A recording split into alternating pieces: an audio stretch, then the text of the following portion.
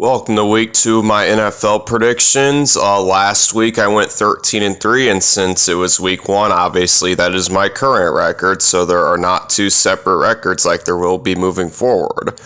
Alright, our first game we're going to talk about is the Bills going to play the Dolphins, and both these teams coming off of close victories last week, and the Bills usually get the upper hand against the Dolphins, and I think they're going to do that again. And I have the Bills winning this game with a score of 31-28. Moving on to Sunday, we've got another clash between two undefeated teams, this time in the NFC. 49ers taking on the Vikings. And, I think it's safe to say that the 49ers are a better team than the Vikings, but I could definitely see this game being close. As much as I want to pick the Vikings since they're at home and they honestly might have more momentum, I still got to go with the 49ers. They just got way more talent on their roster, and I'm going to take them in a close victory, winning this one 20-17. Moving on, we got two of the most dominant teams in week 1, the Saints taking on the Cowboys. Saints famously won 47-10 against the Panthers. Cowboys able to win 33-17 against the Browns. So both these teams were rolling in week 1. And the Saints played better in week 1, but the Cowboys have way more talent on their roster at most of the positions, so I have to go with them. I have them winning this game with a score of 27-17. Moving on, we got the Seahawks taking on the Patriots. Another 1-0 versus 1-0 matchup. This is the fourth one in a row. Seahawks beat the Broncos 26-20, and the Patriots beat the Bengals 16-10. One was not surprising at all, and the other one was extremely surprising. Patriots were not supposed to win that game. And as much as, I'm happy for them that they won that game, I still got to pick the Seahawks. It's the way safer choice. Patriots are not supposed to win this game either, and winning two games like that in a row is extremely rare. And I have the Seahawks winning this one 23-17.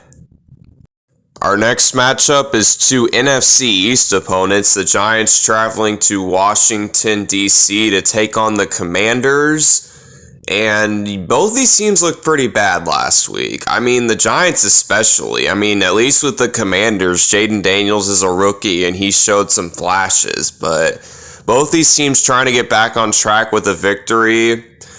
And I have to pick the Commanders here. The Giants look awful. They looked like one of the worst teams not named the Panthers in week 1.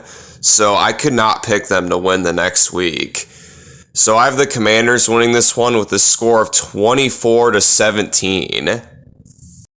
Moving on, we got the Chargers who beat the Raiders 22-7. I believe that was the score. Taking on the Panthers, who lost 47-10. And yeah, Panthers, I'm not going to lie, it's not looking good for you this season. Chargers, I definitely think they're going to win this game just because they looked way better in week 1 than the Panthers did. The Panthers looked like dog shit. They were horrible. So I'm obviously not going to pick them. I'm going to pick the Chargers to win. And this is actually going to be my lock of the week as well. So hopefully they hit this one. I have the Chargers winning this one 34-16. Our next game is between the Colts, who lost the Texans 29-27, taking on the Packers, who lost to the Eagles in Brazil 34-29. And unfortunately lost Jordan Love for 3 to 6 weeks. So that's extremely unfortunate because the Colts are a solid team. I definitely think they're one of those teams where you could lose to them if you're not careful. And since the Packers don't have Jordan Love, I kind of have to pick the Colts here. I really don't think Malik Willis is very good, and that's who the Packers' starting quarterback at this moment is. And Anthony Richardson, he's got such an unbelievable amount of talent.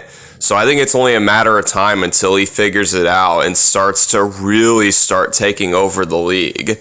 I got the Colts winning this one 31-17. All right, our next game is going to be between the Cleveland Browns, who lost to the Cowboys 33-17, taking on the Jags, who lost to the Dolphins 20-17.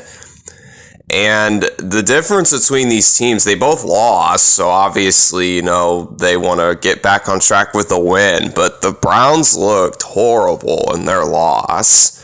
Like, they just didn't look like a team that was ready to play.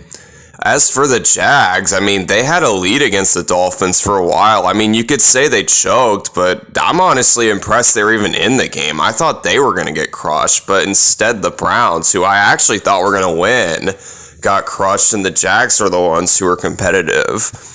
And because they're at home and because their quarterback isn't Deshaun Watson and he's, solid at quarterback, I'm going to take the Jags to win this one with a score of 17-10.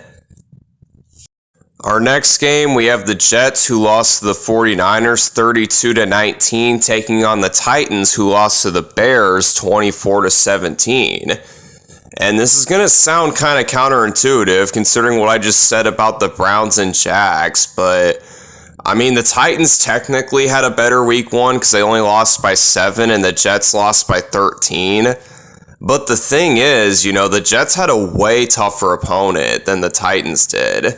And the Titans, they played the Bears. They played a rookie quarterback and they lost. And the Jets, they played, arguably the best team in the league in the 49ers. And this was Aaron Rodgers' first real game in like 2 years. So I kind of can give him some slack for it.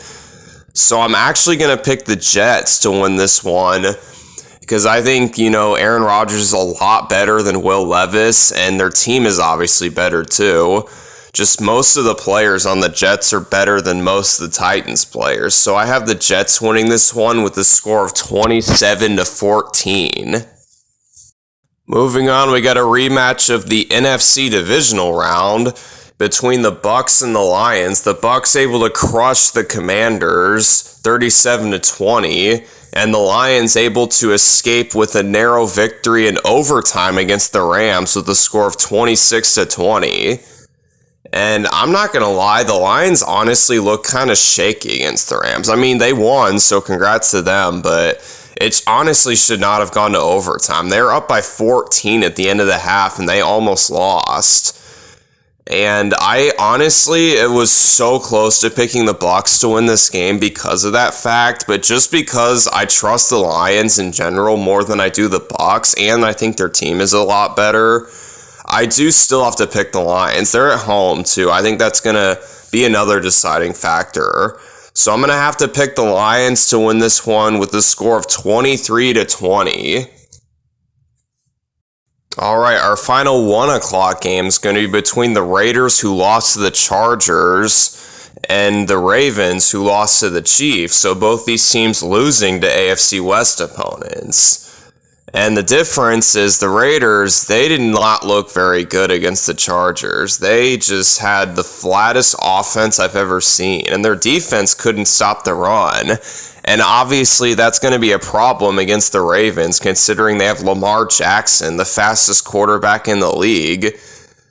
And the Ravens, they're going to be pissed. They got kind of robbed, honestly, on Thursday Night Football last week on week 1. So I definitely think the Ravens are going to come out with a vengeance. I have the Ravens winning this one with a score of 31-14, and this honestly would have been my lock of the week if the Chargers weren't playing the Panthers. So yeah, Ravens win 34-6, or not, sorry, my bad, 31-14. I got my scores mixed up.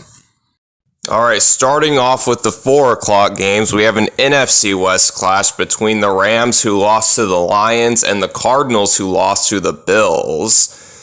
And I'm not going to lie, both these teams low-key impressed me. They both lost, so that's obviously not good, but they both showed so much fight. I can always appreciate a team that will always fight till the very end. And honestly, that's what both these teams did despite them losing. It's just they had to go up against really good teams.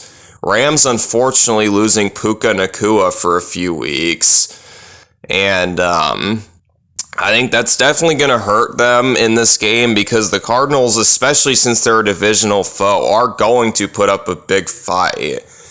And I still have to pick the Rams. I mean, they've got way more talent on their team. The Cardinals, I admire them a lot, but they just don't have enough talent on their team to beat a team like the Rams, in my opinion. So I have the Rams winning this one with a score of 28-24. All right, our next game is between the Bengals, who lost to the Patriots, taking on the Chiefs, who beat the Ravens 27-20.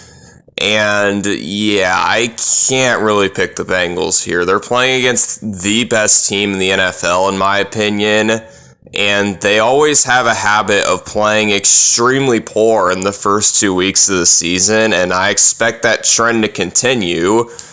And the Chiefs, I have them winning this one with a score of 24-10. All right, our final 4 o'clock game is going to be between the Steelers and the Broncos. The Steelers won 18-10 against the Falcons, and they only had to kick field goals. They won with 6 field goals. And the Broncos unable to beat the Seahawks with a score of 20-26, but I can give him a pass for that because it's Bo Nix making his first ever career start. He's going to be shaky, which he was. And this is going to be one of those games where it's going to be all low scoring and shit because both of these teams just have a habit of making every game they're in boring as hell. So I would normally pick the Steelers in this situation, but because of how the NFL is and because Mike Tomlin seems to always lose to inferior opponents more often than he should, I'm actually going to pick the Broncos. I have them winning this one 19-17 in my upset of the week. All right, our Sunday night game is between the Bears, who were able to beat the Titans, and the Texans, who were able to beat the Colts. And the Bears, they looked about as shaky as you could in a victory. I mean, I can give them a pass because Caleb Williams made his first ever career start, but man, oh man, they didn't score a single offensive touchdown. So they're basically like the Steelers. And the Texans, they honestly got kind of lucky too. They had a couple of things go their way in that Indy game that definitely are not going to happen every single week.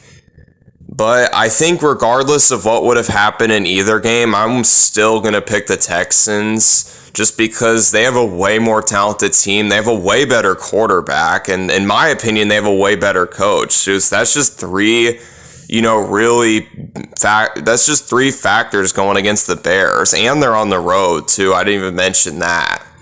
So I have the Texans winning this one. I do think it'll be close and high scoring. I have the Texans winning this one 31-28. All right, our final game of the week on Monday Night Football is going to be between the Falcons and the Eagles. Falcons lost to the Steelers despite not even giving up a touchdown. And the Eagles narrowly escaped the Packers. And, this game, honestly, I think it'll be close because the Falcons, I think they will look a lot better this week just because the Steelers have an unbelievable defense. And I'll say this, the Eagles don't have an unbelievable defense. Their defense honestly kind of sucks. I mean, the thing that's weird, though, is they got players that you think would be good, but they just always underperform. And I expect more of the same in that game.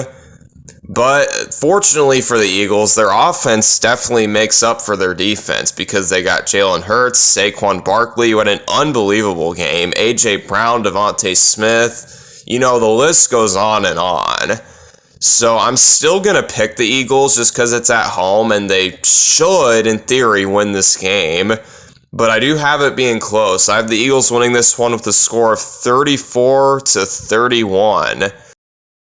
And before I end the video, I'm just going to put all of my predictions up one by one, just so if you wanted to screenshot them, just look at them for a second, you could. And I'm about to end the video, so thank you so much for watching. If you're still watching this, I appreciate all the support if there's any. And I will see you in my next video, and it will be College Football 25 for the first time in forever.